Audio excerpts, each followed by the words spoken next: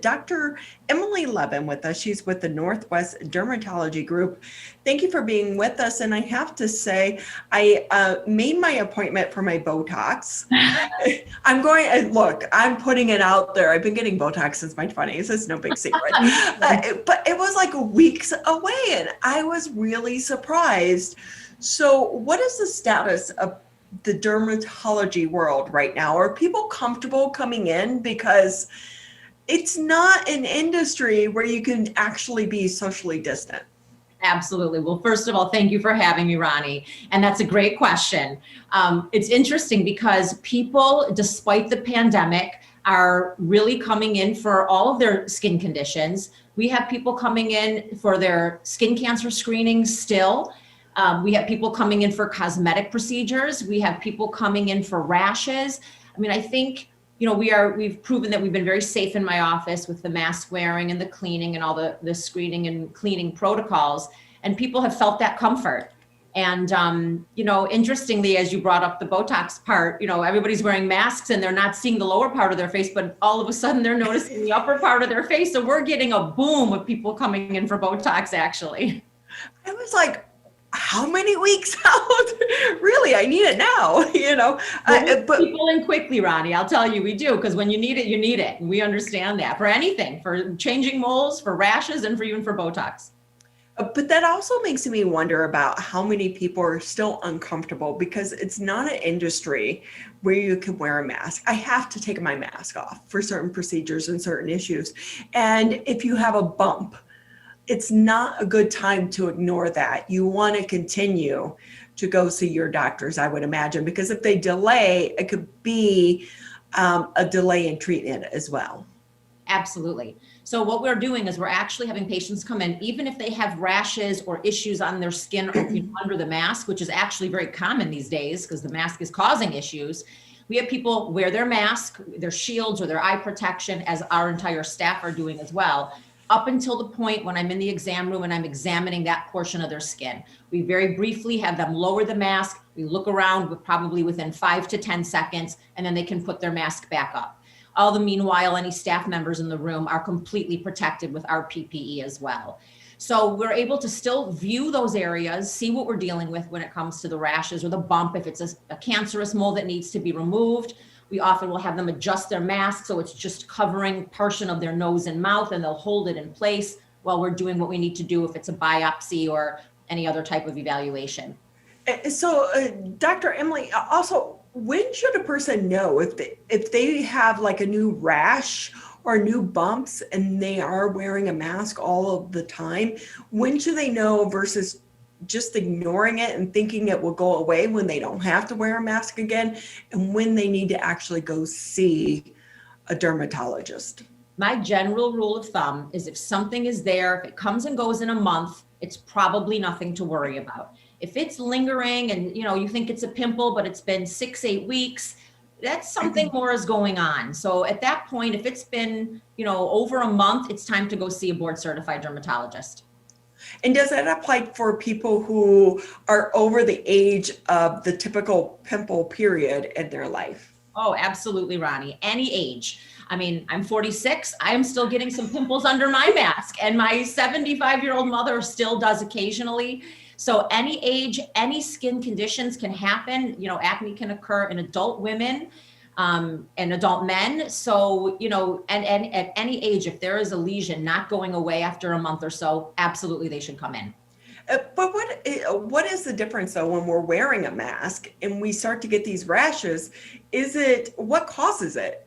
Or can you change the type of mask that you're wearing if you're able to? We know healthcare workers have to be very specific in what they wear, but if I maybe work at a grocery store and I have to wear it for 8-9 hours, is there a difference in the mask that they can wear to try to help eliminate some of the issues that you're seeing? Great question. Obviously, you want to wear the most protective mask that you can in any industry where you're in contact with other people.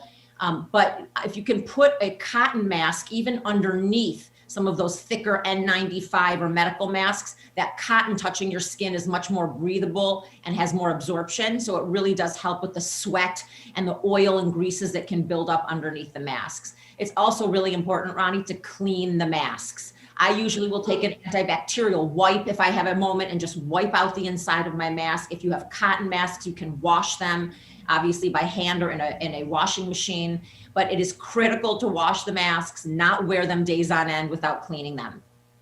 It's so hot. I will say, because I laugh, because I'm a big advocate, or not, just a big user. I know they're saying you shouldn't use them so much anymore, of just the face gaiters, because I can pull them up and pull them down. And it makes it easier for me to remember to have them with me.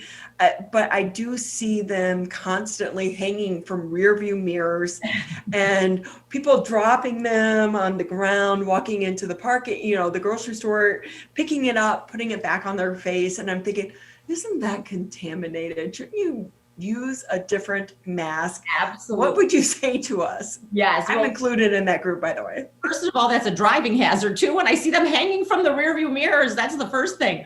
But no, I always keep disposable masks in my car so that if I drop my cotton mask or, a neck gaiter, which are not quite as protective as some of the more protective, sealing masks, but I always keep extra either cotton masks or just those disposable masks in my car for any time that I were to drop something on the ground or it's become contaminated or just I've been wearing it for a few days and I realized I haven't cleaned it. Are there any over-the-counter products out there that you maybe recommend to help some of the people that are having some issues from having to wear a face mask all the time, or also just from being indoors all the time, more so than what we would be outdoors in normal times outside of the pandemic? Absolutely. So there's a few things that we need to do under our masks. If our skin is dry, it's going to get worse under the mask. If its skin tends to be oily, that's going to get worse under the mask. That mask exacerbates whatever type of skin that we already have. So if you have dry skin, you want to moisturize and hydrate. If you have oily skin, you want to use products that are meant to absorb the oil, like acne-prone skin products. Over the counter, they make some. Again, a board certified dermatologist can prescribe some if you're developing acne or rashes. But irritation, Ronnie, is one of the biggest things that we see where the nose pads lie, dry lips and irritated lips and noses. So Aquaphor healing ointment is one of my favorite things on the market. I use it for everything, everywhere. My kids make fun of me. Every little scratch, bruise, cut, dry lip, dry nose, Aquaphor goes on it. It's a great product for lubrication and creating that barrier so you're not getting so much irritation around where the mask seal is touching your face. Dr. Emily Levin with us here on the MegaCast. It's so great to talk with you, but just another minute or so before we let you go, can we talk a little bit more about your expansion? What's going on? And I'm like, you're expanding during this time, but fill us in with your plans. Yes, no, thanks, Ronnie. No, this has just been such a trying but interesting time for our practice. We have had such a support from the community, even during this worrisome time with this pandemic. We have had people giving great word of mouth and social media reviews for us and, really recognizing how safe we're being and then our warm, compassionate care. We have a philosophy where we treat everybody the way we would want to be treated in a doctor's office and in life in general. And that has led to such a community support. And we thank our community for supporting us so much so that we're actually growing during this pandemic. We've hired some new providers, new physicians, new physician assistants, estheticians, because the cosmetic market is growing and there's been such a high demand. So we are moving actually to a larger facility, a state-of-the-art facility around the corner from where we currently are. And we're really excited about this. We are planning to expand and give better access to dermatology appointments, both obviously cosmetic, surgical, skin cancer screenings, all of those things, so that people like you don't have to say, it's taking me weeks to get in to see my dermatologist. That is why we are expanding. So we want people not to delay their need for help. 10 seconds, your location.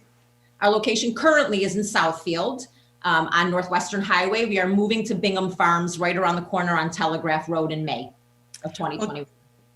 Dr. Emily, it's great to have you with us. We so appreciate your time. Great being here. Thank you for having me.